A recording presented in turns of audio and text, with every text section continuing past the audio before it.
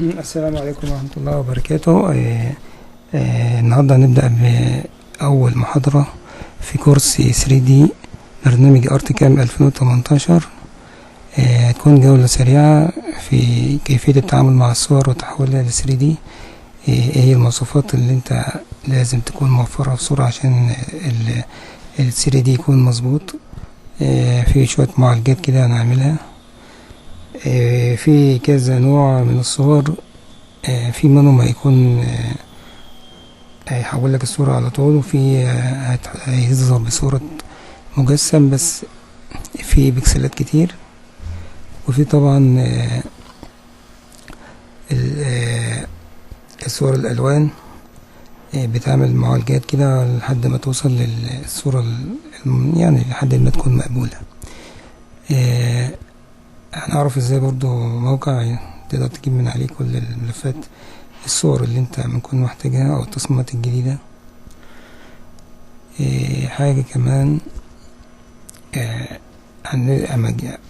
ازاي نتعامل مع الواجهة بتاعت السيري دي من خلال الماوس. وهنعرف كمان النهاردة اللاير. يلا نبدأ على بركة الله. بسم الله الرحمن الرحيم. في الأول طبعا هندخل، أنا مجهز لكم بعض الصور. عندي 3 أنواع صور ألوان. صورة ألوان مثلا زي دي كده، أو صورة عادية، يعني نشوف الصورة نتعامل معاها ازاي. في صور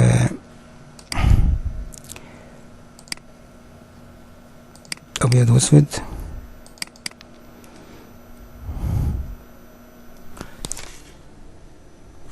عندي صور أبيض وأسود زي دي كده.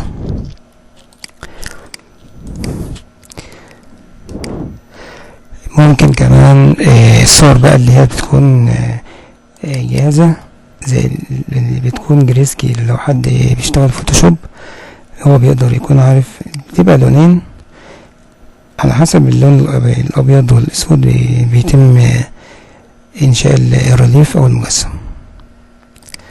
الصور دي بتعتمد على تفاوت اللون.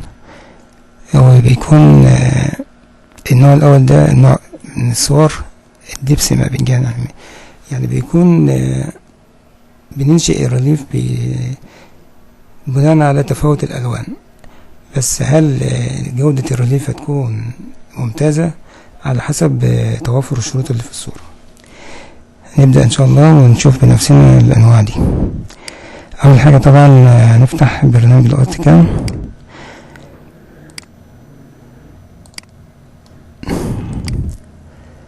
قبل ما نبدأ على موضوع الصور دلوقتي، حضرتك انت أول ما تفتح البرنامج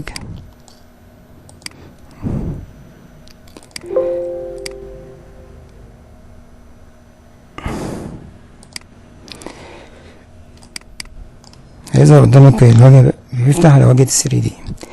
الواجهة اللي قدامنا دي ده مساحة العمل اللي احنا شغالين بها. من خلال قائمة بروجكت بتقدر تعرف الأبعاد والمواصفات. أنا عندنا الموديل هنا 2220 2440 مللي اللي هو الديفولت بتاعنا. طبعا واحنا بنفتح الثري دي لازم نكون نتأكد ان احنا عاملين ريزوليوشن عالي، نقدر نعليه برضو من هنا لو احنا دخلنا.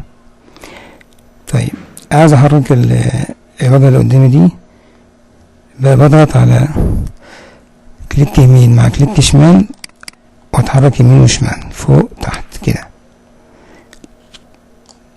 طب لو انا عايز احرك الواجهة بس، اشوف يمين وشمال بزاوية كده، بتقل على البقرة السكرول اللي معانا واحرك زي ما انا عايز كده، زي واجهة كده 3D ماكس اللي هو طبعا في التابات بتاعته بيكون عطيك ايقونة كده تتحرك منها. احنا هنا بنستخدم البقرة ونتحرك كده زي ما احنا عايزين. طيب ارجع تاني، ممكن ادوس على الفيو تاب ده،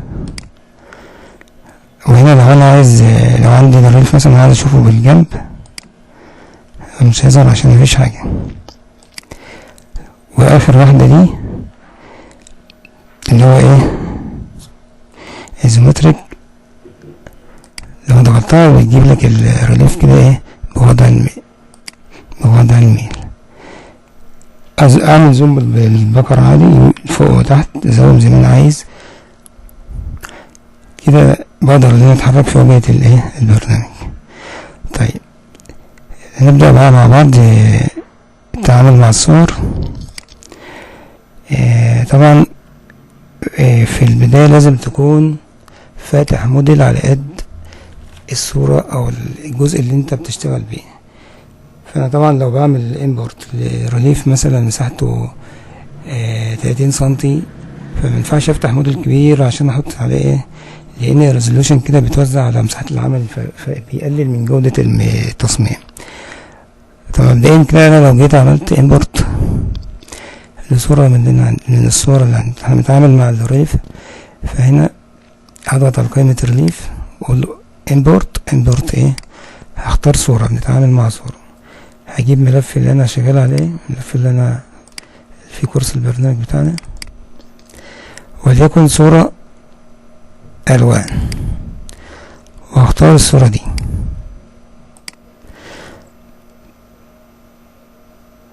هنا الصورة 504 وارتفاعها 709، والزد بتاعنا هنا اقل من 1 ميل سنتي، 962 ايه من 1000. طيب خد بالك هنا فتح لي الصورة على انها ملف ريليف، وجاب لي هنا قائمة ترانسفورم اهي عشان اقدر احدد لو عايز اقلل الابعاد، لو عايز مثلا اصغر شوية 300 عشان انا عامل ربط بين الويدث والهايت. الزد ممكن اعلي الزد شوية، اخليه مثلا 5 واقول له ابلاي. بعد كده بيست. تعال نشوف كده الصورة عاملة ازاي. لحد ما ظهرت كمجسم بس مش مقبولة. طيب ده اول نوع من انواع الصور. طيب عشان اشيل الريليف اللي انا عملته، اضغط على علامة ايه ريست الموجودة فوق من ادوات ايه الموجودة فوق في جزء الريليف. طب تعالى نعمل تاني صورة تانية، امبورت، وناخد الصورة دي برضه هتظهر على انها ملف ريليف من الصورة. هنا الزد ده برضه المساحة زي ما هي، انا هسيبها زي ما هي واقول له بيست. اميل كده الصورة نشوف في الابعاد، برضه ظهر لي حاجة بس مش مقبولة. يعني علشان طبعا نخلص الريليف ده لازم اشتغل فيكتور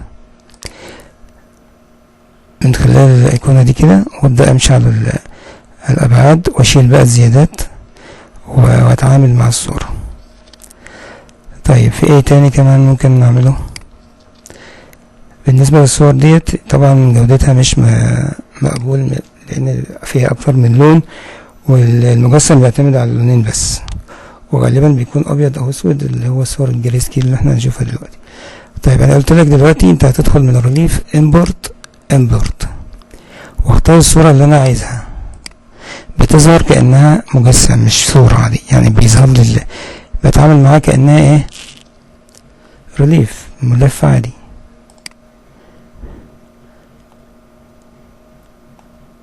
هل كده مقبول ك 3D؟ لا طبعا، بس ان هو حول لي الصورة لايه ل 3D. طب تعالوا نشوف بقى نوع تاني من الصور.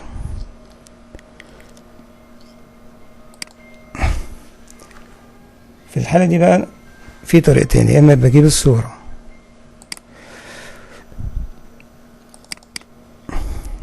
اللي هي المفروض جري سكيل دي وارميها في البرنامج، بيظهر لي هنا ايه بقى، خد بالك بيظهر لي بقى هنا المقاسات الجديدة، وانا اللي هعمل الارتفاع اللي هو الزد عشان يظهر لي الايه 3D. طيب لو المقاس ده تمام ماشي، لو حبيت اغير بيغير مع بعضه. طيب وليكن مثلا هعمل هنا 4 مللي اللي هو ارتفاع الزد، واقول له اوكي. بتيجي الصورة كده زي ما حضرتك شايف. احنا واقفين في جزء ال 3 دي بس عشان في صورة. طيب عشان اظهر ال 3 دي بدوس على الايقونة دي اللي هو ديسبلاي ماتيريال، واشوف كده الصورة الابعاد الى حد ما الصورة معقولة. طيب تعالى كده نعلي الزد بتاعنا من الايقونة دي اللي هي السكيل. طبعا احنا عارفين كل الادوات دي. اخليها مثلا 10. ظهرت شوية جميلة. طيب ايه رأيكم لو نعمل تنعيم من عندنا من هنا من سموث، نعلي شوية السموث بتاعنا السترينجز، نقول له ابلاي. بتعامل مع الريف كله، خلي بالك هنا لحد ما الصورة مقبولة. عشان بقى اخلص الصورة ديت واعمل لها شوية معالجات، بروح هنا وابدأ ارسم بالفيكتور.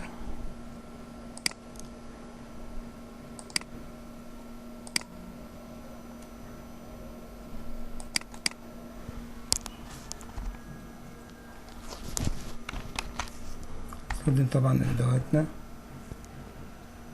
النود اديتنج.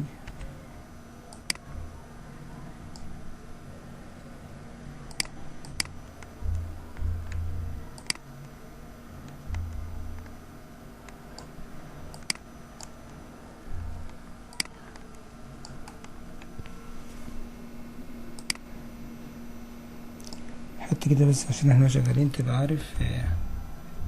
لو حبيت تعمل معدل صورة انت عايز تعملها 3D،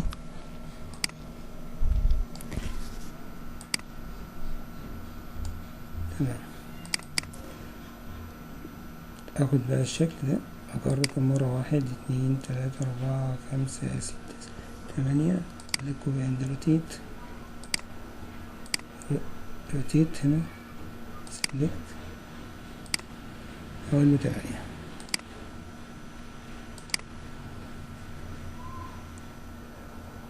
واقول له فين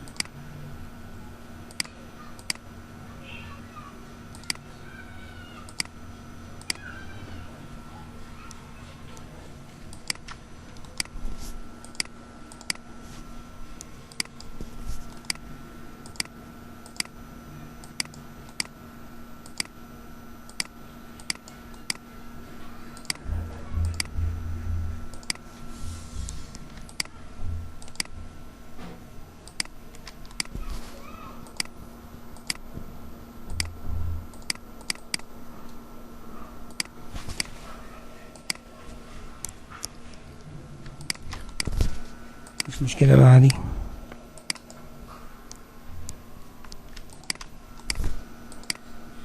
اوريك بس ازاي تتخلص من الاجزاء الزيادة، تخلص الجزء ده عشان تعمل له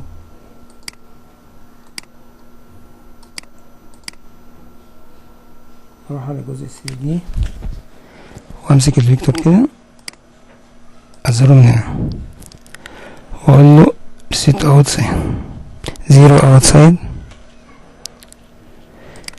كده طلع لي الرياض بتاعي بالظبط. اقدر ان انا برضو اعمل سكيل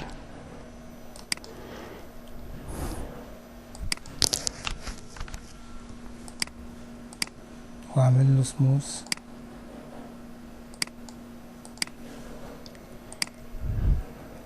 لحد ما الملف يبقى جميل. ايه رايكم؟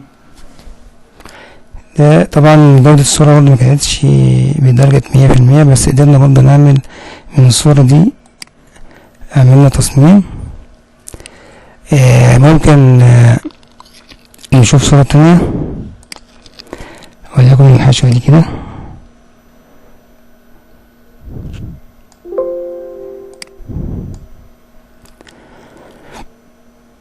هنحط برضه زي ما احنا متعلمين ان احنا عندنا هنعمل مثلا 5 للزد بتاعنا عشان نجسم الصورة اللي قدامنا دي. نروح على ال 3D ونشوف جودة الصورة. طبعا مش عالية، عشان تعمل ده طبعا تنعيم مش هيظبط معاك قوي.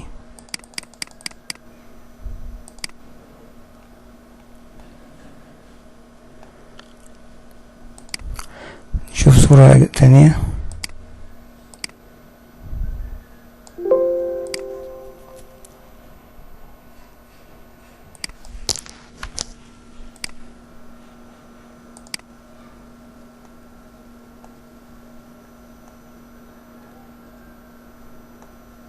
ممكن نعلي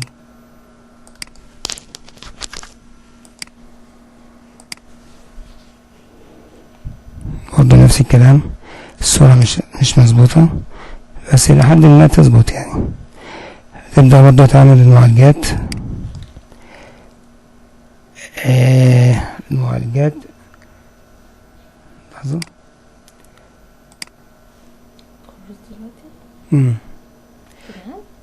يعني ممكن نبدأ نعمل المعالجات دي ونظبط الصورة وهتطلع معانا زي ما احنا. كل الشغل البني اللي انت شايفه ده ألوان متداخلة فما ظبطتش في ال 3D. طيب ده كان جزء ال 3D التعامل مع الصور. طب تعالوا كده نجيب صورة ونشوف تكون أوضح، علشان ندخل كده على جوجل نكتب بنترست.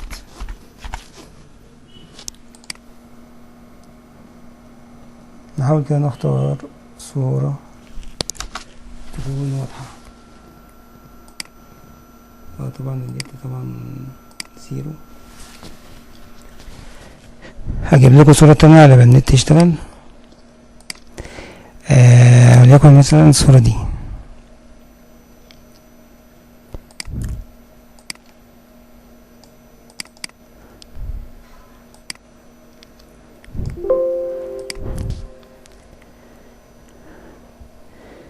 خلي الزد بتاعنا 10. اروح على ايوه شفت ايه بقى الجمال ده. دي بقى صورة فيها كل الشروط. اساسا هي محفوظة من الريليف كان معمول قبل كده، وانا هعرفك ازاي تحفظ اي ريليف عندك صورة تحولها على طول، عشان لو انت مثلا مش عندك مساحة عمل مش عارف ترفع الملفات على النت كده يعني، يبقى كل ملف تعمله صورة جري سكيل او احفظها من البرنامج نفسه وتتعامل بقى على طول. ده كان موضوع التعامل مع الصور بصورة سريعة.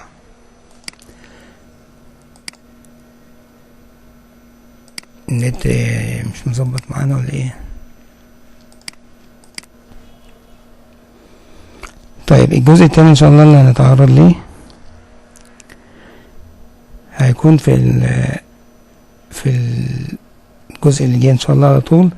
بريك بس 5 دقايق عشان ينسون، لان صوتي ما عادش قادر اتكلم. منتظركم ان شاء الله.